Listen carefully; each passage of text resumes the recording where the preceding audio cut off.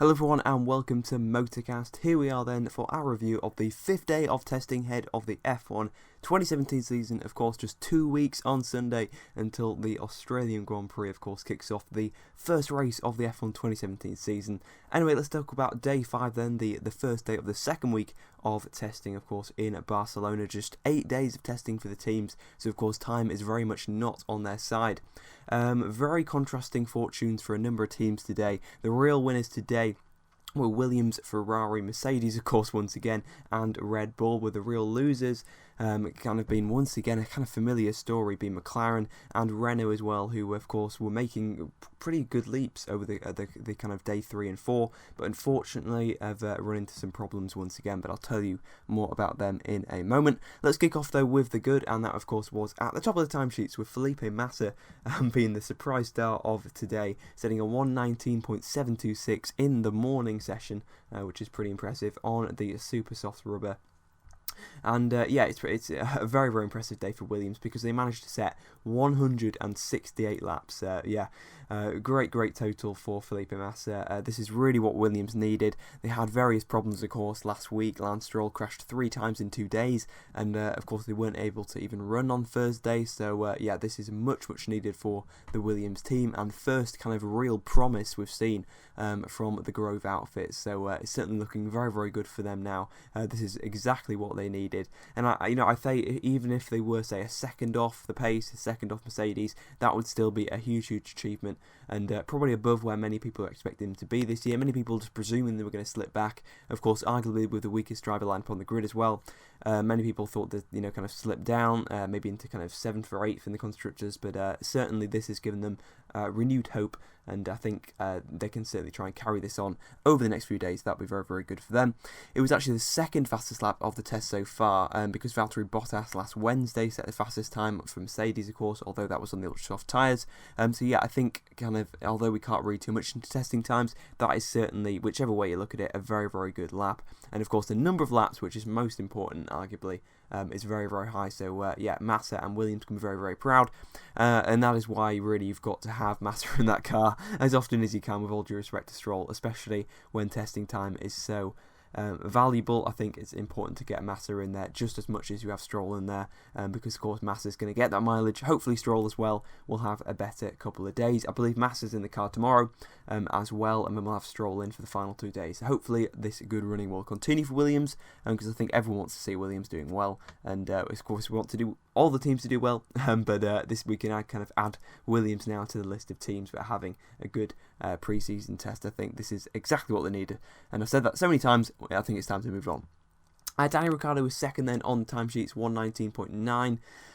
Just a couple of tenths back from Felipe Massa. Ricciardo's time was on the ultra soft tyres, so finally we kind of get a decent lap time from Red Bull. That was their fastest lap from the test so far. He went off on his first ultra soft run at turn 4.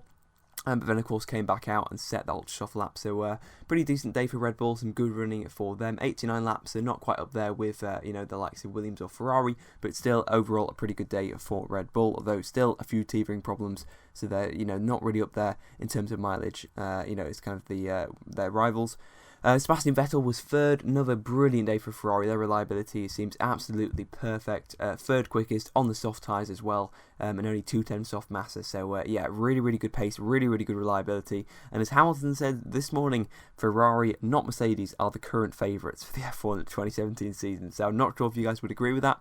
You guys can let me know down in the comment section below. But yeah, many people are turning to Ferrari as the favourites, but I think even if they're not the favourites, they're certainly up there, and I think they're certainly in a very, very good place at the moment. Like I said then, 168 laps, a perfect day for Sebastian Vettel and for Ferrari. Lewis Hamilton was in the Mercedes this morning, Valtteri Bottas in the Mercedes this afternoon. Hamilton was 4th, Bottas was 5th. Hamilton 1:20.4 on the soft compound tyres, then Valtteri Bottas, also on the soft compound tyres, was half a second back. Not a perfect day actually for Mercedes for once. Kind of like their Thursday, they had a few teething problems, and Hamilton was in the garage for partially in the morning, although they were making changes to his car, so it may kind of been on setup grounds. Of course, they've got plenty of mileage done previously. 49 laps for Hamilton in the morning, and then Bottas in the afternoon managed to set 86 laps. So all in all, That's a quick maths, 135 laps, I believe, for Mercedes today. So yeah, I mean, still, it is really, really good, but it's not quite up to where they were earlier in the first week, with those problems today, and of course on Thursday. But yeah, still pretty perfect really for Mercedes so far.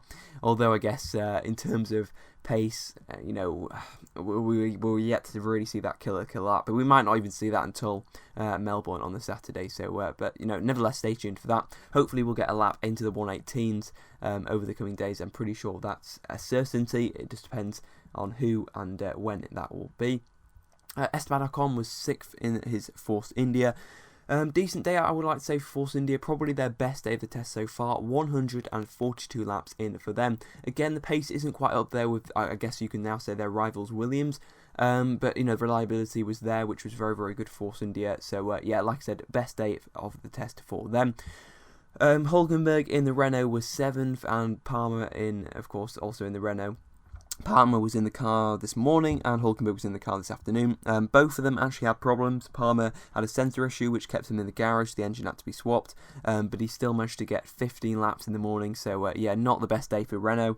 Hulkenberg then in the afternoon managed to get 57 laps, so a slightly better afternoon. But like I mentioned, before, they had good progress to day 3 and day 4. But unfortunately, day 5 for them did not go very well. But still, some decent pace shown and some decent reliability in the afternoon, at least. I mean, Hulkenberg stopped on track because apparently he ran out of fuel. So yeah, that's a pretty interesting one. I mean, teams tend to do this kind of on purpose almost to kind of see what happens and how far they can kind of push the fuel. But yeah, Hulkenberg 7th, Palmer 13th, and all in all, 72 laps in for them. That took me a bit too long. 72 laps for Renault today. So not the worst day, but again not the best day, especially after the good end they had to the first week. Kevin Magnussen in the Haas was P8, 121.676. And that was set on the soft compound tyres. Majority of running today by most people was on the soft and medium tyres. We didn't really see too many super soft, ultra soft runs. The majority of focus did seem to be on race simulations, which I think is good to see. Shows that the teams do have the reliability to go ahead and do that. So yeah, for Magnussen then 81 laps today for him. So a good day for Haas. So their testing continues really to be pretty solid, but they don't seem to be exceedingly good, but they don't seem to be exceedingly bad. So they seem to be slotting in nicely in the midfield. Danny Fiat for Toro Rosso, of course, they've had a pretty torrid test so far, but 83 laps for them will certainly put a smile back on their face. Still not quite there up, of course, with the likes of Williams or Ferrari, but definitely a much, much better day for Danny Fiat and for Toro Rosso. Talking of bad days, kind of weren't bad, but kind of good.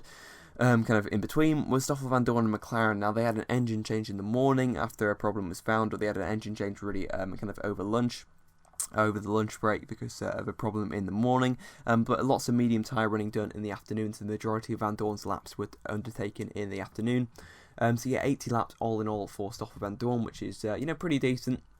I mean, in the morning session, Vandoorne managed to get in 34 laps, so not really perfect once again for McLaren. We're really waiting for that really, really good run, but it's just not really working out for them. More teething problems and really. It's pretty distressing. I really do feel for McLaren fans and for McLaren and Honda. It's really, really not going well once again. But, I guess kind of up there, probably one of their better days in comparison. But still not where McLaren want to be. The pace isn't there and the reliability certainly still isn't, which is a major, major shame. Pascal Wehrlein made his F1 2017 debut, of course, and his debut for Sauber as well, of course, switching from Manor to Sauber this year. Good to see him back, although sporting probably not the best helmet in my opinion, but yeah, I mean, you guys can have your own thoughts on that.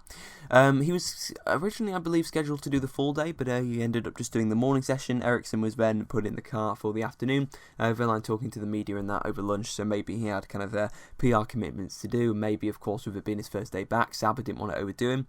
But all in all, 100 laps done for Sauber, 47 for Wehrlein, and Ericsson at 53, so definitely a good day for Sauber.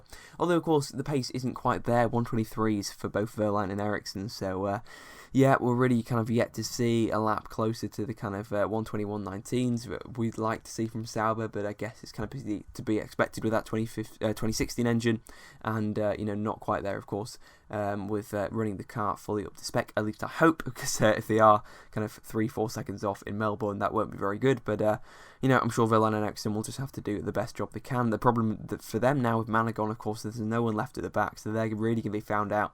If they have a slow car, they're going to be right by themselves, and that would be a shame.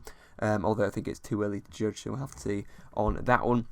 Then Jolyon Palmer was 13th then today, of course, as I mentioned before, and he rounds out the timesheets then, 13 drivers taking part today.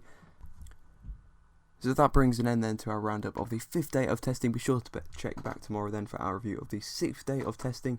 Of course, to recap then, a great day for Williams and for Ferrari, but troubles continue for both Renault and McLaren.